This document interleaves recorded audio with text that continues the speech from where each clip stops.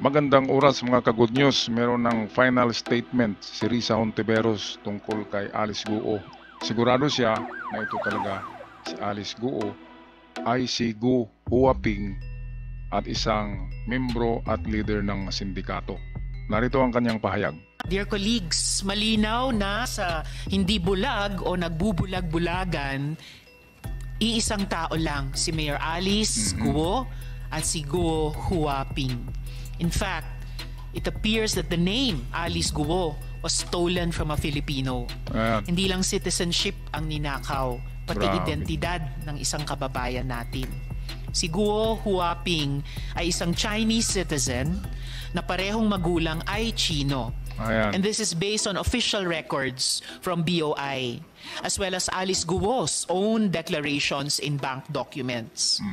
A Chinese citizen who managed to fraudulently obtain the status of a Filipino citizen, run for mayor, and gain the trust and friendship of very powerful and influential Filipinos, some of whom seem to include high-ranking politicians. Ito na ngayon kasi natiktikan na rin kung sino ang mga close-in friends, yung mga malalapit kay Alice Guo na mga Pilipinong politiko na nagprotekta sa kanya, nagkipagkaibigan dahil sa napakayaman ng babaeng ito.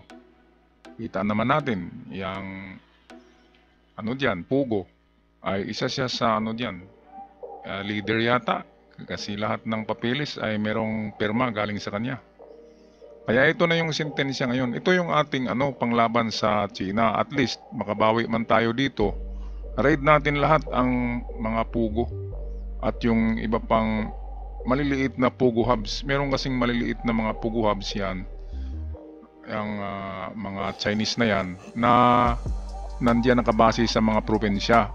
Katulad na lamang dyan sa yung binanggit ko noon diyan sa Quezon Province, Tanawan, merong maraming babae diyan na ni-recruit nila galing dito sa Mindanao at dinala diyan sa Quezon Province. At ang trabaho daw ay sa computer daw ang trabaho. So ano ba yan? Ano bang ibig sabihin yan? Kundi mga scammers. Pinapagtrabaho yan ng mga scam ng mga BCS, video chatting na nude, na pornography pa rin.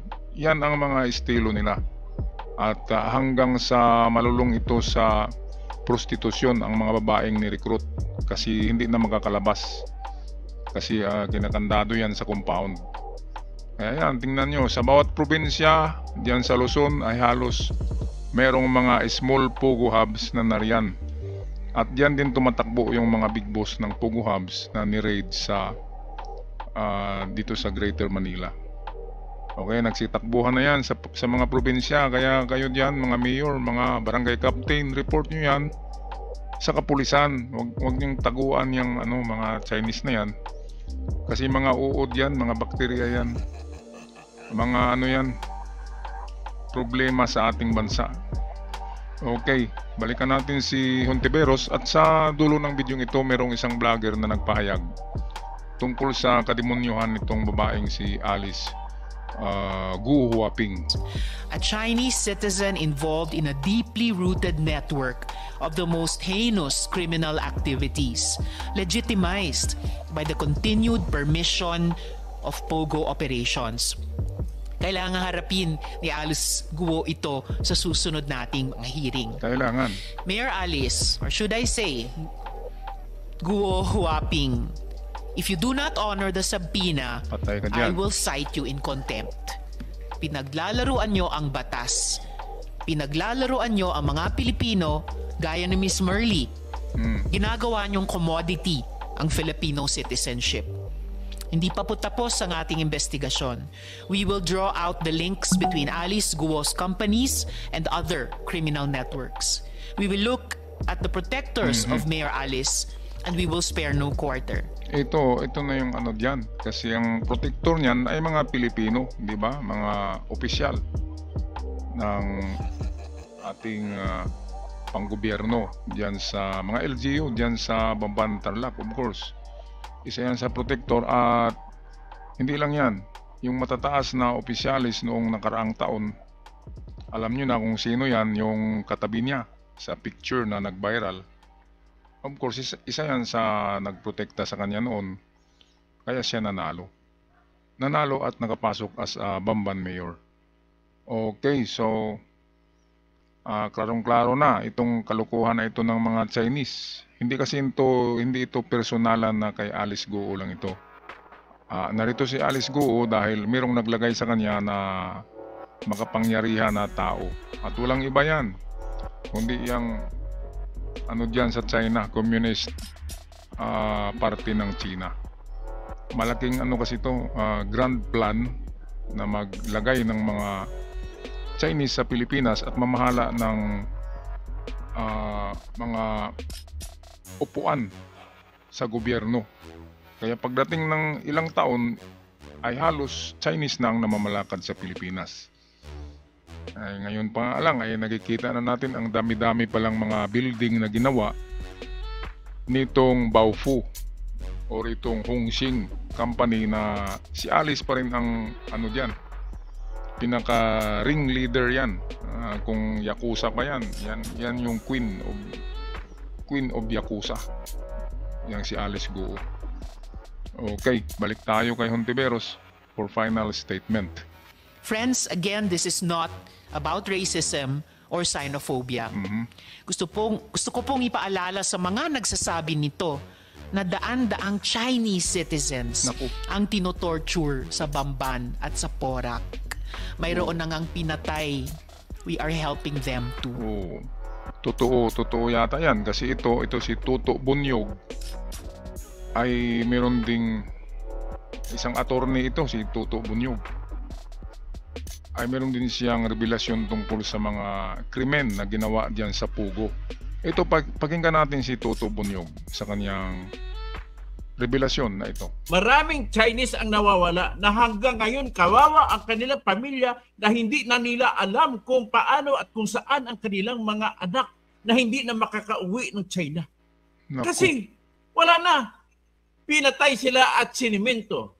Ayon sa aking informante, sa sugo ni Alice Guo ay pinatay sila at sinimento. Doon ginawa ang pagpapatay sa pangalawang safe house diyan sa Makati City. Grabe, no?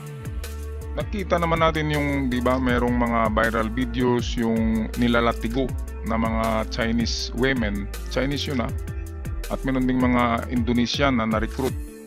At kukunti lang ang Pilipina. Kasi kapag Pilipina, madaling makatakbo, di ba? Madaling makauwi sa kanilang pamilya.